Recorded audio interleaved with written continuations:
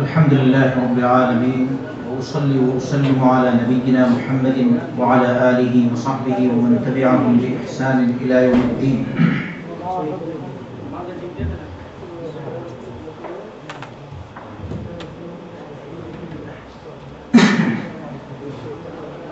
أما بعد فأعوذ بالله من الشيطان الرجيم. إن الله وملائكته يصلون على النبي يا أيها الذين آمنوا صلوا عليه وسلموا تسليما. وقال سبحانه ادعوني أستجب لكم إن الذين يستكبرون عن عبادتي سيدخلون جهنم داخلين. আজকে জুম্মার দিন মুসলমানদের সাপ্তাহিক ঈদ। মুসলমানদের সামনে দুটি ঈদ হয়ে থাকে, বাৎসরিক, আর একটি ঈদ হচ্ছে সাপ্তাহিক। ঈদুল ফিতর, ঈদুল আযহা আর জুম্মার দিন সাপ্তাহিক ঈদ। এই তিন ঈদ ছাড়া আর কোন ঈদ মুসলমানদের কাছে নেই।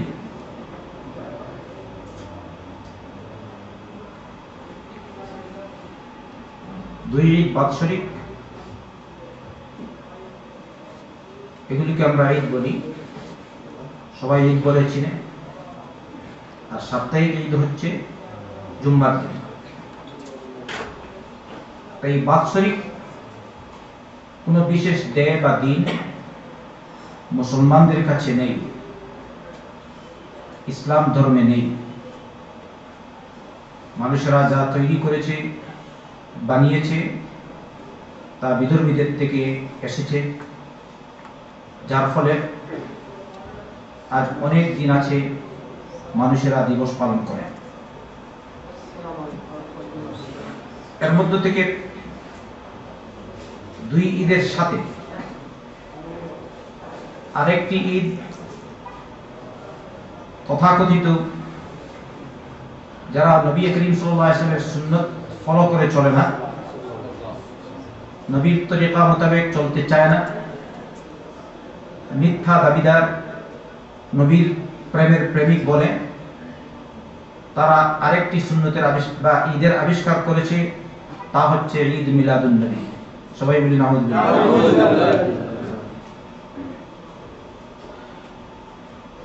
ঈদ মিলাদুন নবী বলে কোন ঈদ আল্লাহ রাসূল সাল্লাল্লাহু আলাইহি ওয়াসাল্লামের জামানায় ছিল।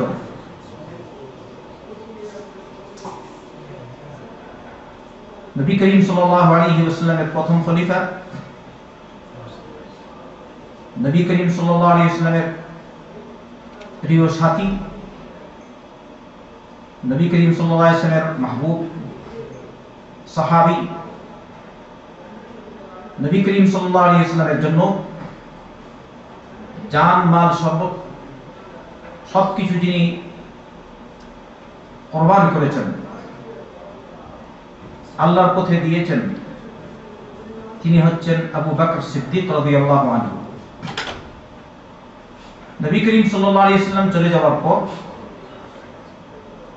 খেলাফতের দায়িত্ব তিনি পেলেন, কিন্তু তিনি ঈদে মিলাদুন নবী পালন করেননি।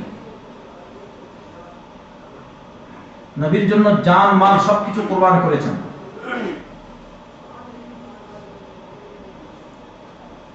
সবকিছু ত্যাগ করেছেন। এত মায়া আর এত মহব্বত, তার শিরচ্ছেদ হবে, কিন্তু নবী করিম সাল্লাল্লাহু আলাইহি ওয়াসাল্লামের মহব্বত তিনি তার মন থেকে দূর করতে পারেন না। আবু বকর সিদ্দিক রাদিয়াল্লাহু আনহু নবীর সাথে সব সময়, নবী করিম সাল্লাল্লাহু আলাইহি ওয়াসাল্লাম এর উপর যখন রিসালাতের পেগাম আসলো, নবী করিম সাল্লাল্লাহু আলাইহি ওয়াসাল্লাম রাসূল হলেন, সাথে সাথে তিনি যাকে ইসলামের পথে আহ্বান করেছেন, বলা যায় তিনি আবু বকর সিদ্দিক রাদিয়াল্লাহু আনহু হবেন। যদিও ঐতিহাসিকদের মধ্যে মতবিরোধ, কে ইসলাম কবুল করেছেন সর্বাগ্রে।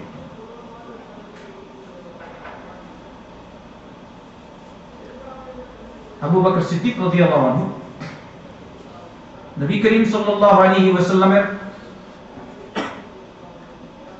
দাওয়াত পেয়ে সাথে সাথে ইসলাম কবুল করেছেন নির্দ্বিধায়। একই দিনে ইসলাম কবুল করেছিলেন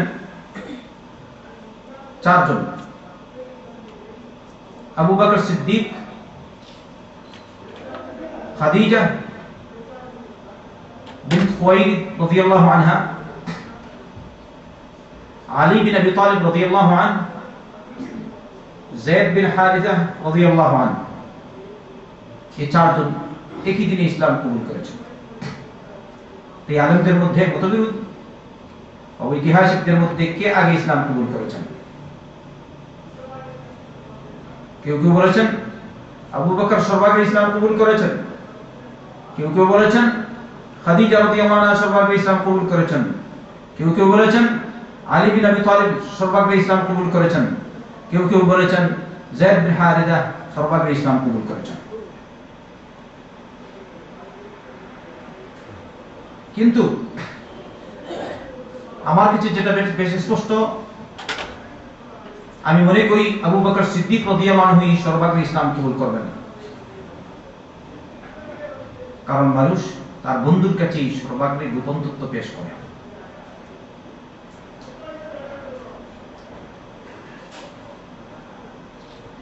আল্লামা ইবনুল কাইয়িম আল-জাওজিয়্যা বলেছেন, তিনি এই চারের মধ্যে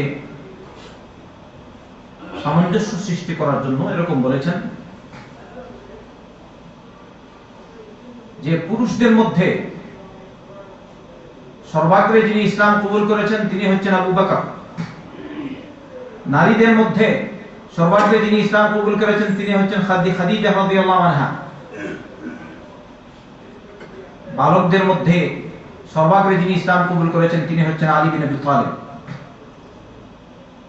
কৃতদাসদের মধ্যে সর্বাগ্রে ইসলাম যিনি কবুল করেছেন তিনি হচ্ছেন যায়েদ বিন হারিসা। বৈপরীত্য দূর করার জন্য আবু বকর সিদ্দিক রাদিয়াল্লাহু আনহু সব সময় নবীর সাথে আছেন, ইসলামের সাথী, চলাফেরার সাথী, বৈঠকের সাথী, খাবার দাবারের সাথী, সাহায্য সহযোগিতার সাথী, মানুষকে ইসলামের পথে আহ্বান করার জন্য সাথী। নবী করিম সাল্লাল্লাহু আলাইহি ওয়াসাল্লাম হিজরত করে মদিনায় আসছেন, ওই সময় তার একমাত্র সাথী ছিলেন, তিনি হচ্ছেন কে? আবু বকর সিদ্দিক রাদিয়াল্লাহু আনহু। কত মায়ের সাথী! তিনি এমন ব্যক্তিত্ব, সবকিছু পেশ করেছেন নবীর জন্য সাল্লাল্লাহু আলাইহি ওয়াসাল্লাম। আল্লাহ পাক আবু বকরের কথা কোরআনে কারীমে উল্লেখ করেছেন, ইল্লা তানসুরুহু ফাকাদ নাসারাহুল্লাহ إذ أخرجه الذين كفروا ثاني اثنين إذ هما في الغار إذ يقول لصاحبه لا تحزن إن الله معنا فأنزل الله سكينته عليه وأيده بجنود لم تروها وجعل كلمة الذين كفروا السفلى وكلمة الله هي العليا والله عزيز حكيم. হে ইমানদারেরা, যদি তোমরা মুহাম্মদ সাল্লাল্লাহু আলাইহি ওয়াসাল্লামকে সাহায্য না করো, তার সহযোগিতা না করো, তাহলে শোনো আল্লাহের পূর্বে তার সাহায্য সহযোগিতা করেছেন। বিশেষ একটি কালকে, একটি সময়কে উল্লেখ করে আল্লাহ বলছেন, যখন কাফেররা তাকে মক্কা থেকে বের করে দিল, নবী করিম সাল্লাল্লাহু আলাইহি ওয়াসাল্লাম গারে তুরে এসে আশ্রয় নিলেন। ওই সময় তিনি দুইজনের একজন ছিলেন, আর এই দুইজনের একজন হচ্ছেন মুহাম্মদ রাসূলুল্লাহ সাল্লাল্লাহু আলাইহি ওয়াসাল্লাম, আর আরেকজন হচ্ছেন আবু বকর সিদ্দিক রাদিয়াল্লাহু আনহু। তাহলে কোথায় আবু বকর আর কোথায় আমরা তুলনা হয়? সুবহানাল্লাহ ওয়া বিহামদিহি। আবু বকর রাদিয়াল্লাহু আনহু হিজরতের সাথী, আসলেন মদিনায় সব সময় তার সাথী।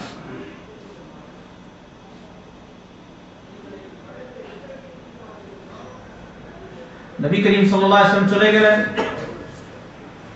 মারা গেলেন সাল্লাল্লাহু ওয়াসাল্লামু আলাইহি। তখনও সর্বাগ্রে যিনি ভাষণ দিয়ে বলেছেন যে শুনো, যে কেউ পূর্বে মুহাম্মদ সাল্লাল্লাহু আলাইহি ওয়াসাল্লামের ইবাদত করত, তাকে জেনে রাখা উচিত মুহাম্মদ সাল্লাল্লাহু আলাইহি ওয়াসাল্লাম মারা গেছেন। আর যারা আল্লাহর ইবাদত করত, তাদের জেনে রাখা উচিত আল্লাহ চিরঞ্জীব, হাইয়ুন কাইয়ুম।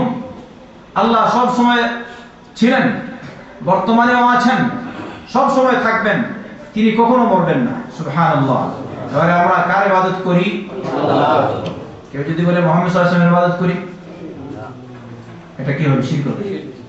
সন্দেহ আছে? তাহলে আমরা ইবাদত করি একমাত্র আল্লাহ, অন্য কোন বান্দার নয়। মুহাম্মদ সাল্লাল্লাহু আলাইহি ওয়াসাল্লামের ইবাদত আমরা করি না, আমরা মুহাম্মদ সাল্লাল্লাহু আলাইহি ওয়াসাল্লামের তরিকায় চলি। আমরা তথাকথিত নাসারা বা খ্রিস্টানদের মতো না। খ্রিস্টানরা ঈসা আলাইহিস সালামকে আল্লাহর বেটা বলে, কেউ কেউ আল্লাহ বলে। আর এই উম্মতের কিছু সংখ্যক মুশরিক মুসলমান যারা মুহাম্মদ রাসূলুল্লাহ সাল্লাল্লাহু আলাইহি ওয়াসাল্লামকে সরাসরি আল্লাহ বলে। তাই শুধু দরুদ পড়লেই হবে না। দরুদ পড়ো, তালে তাল মিলিয়ে দরুদ পড়লেন, সুবহানাল্লাহ এর জিকির তালে তাল মিলিয়ে করলেন, লা ইলাহা ইল্লাল্লাহর জিকির তালে তাল মিলিয়ে করলেন, আল্লাহু আকবারের জিকির তালে তাল মিলিয়ে করলেন। আপনি কি দেখেছেন এই আমল নবী করিম সাল্লাল্লাহু আলাইহি ওয়াসাল্লাম করেছেন কিনা? সুর মিলিয়ে জিকির করলে মন বসে, ঘুম আসে না। আর সুর যদি ছেড়ে দেয় তাহলে ঘুম চলে আসে। সুরের তালে জিকির, আল্লাহর উদ্দেশ্যে জিকির না। বেদাতি জিকির, মিলাদুল মাহফিল বা তাদের কথা মোতাবেক ঈদে মিলাদকে সামনে রেখে ওরা বেদাত তো করছেই, বরং সরাসরি শিরকে আসগর নয়, শিরকে আকবরও লিপ্ত আছে। তাদের কেউ কেউ ঈদে মিলাদকে সামনে রেখে মাহফিল করে, মাহফিলে একটি চেয়ার খালি রাখে, বলে আজকের এই মাহফিলের সভাপতিত্ব করবেন মুহাম্মদ রাসূলুল্লাহ সাল্লাল্লাহু আলাইহি ওয়াসাল্লাম। খালি আজকের এই মাহফিলে কে আসবেন? মুহাম্মদ সাল্লাল্লাহু আলাইহি ওয়াসাল্লাম। নাউযুবিল্লাহ। আপনারা এরকম আকীদা শুনেছেন কিনা? তাদের আকীদা মুহাম্মদ সাল্লাল্লাহু আলাইহি ওয়াসাল্লাম হাজির নাজির নবীজি, বলা হাজির নাজির, সব জায়গায় উপস্থিত, সবকিছু তিনি দেখেন। এই আকীদা বিশ্বাসকে সামনে রেখে তাদের হচ্ছে বার্ষিক ঈদ মিলাদ মাহফিল। আমার উদ্দেশ্য ছিল না এটা আজকে এই বিষয়ে আলোচনা করা, কিন্তু সতর্ক করিয়ে দেওয়া ভালো।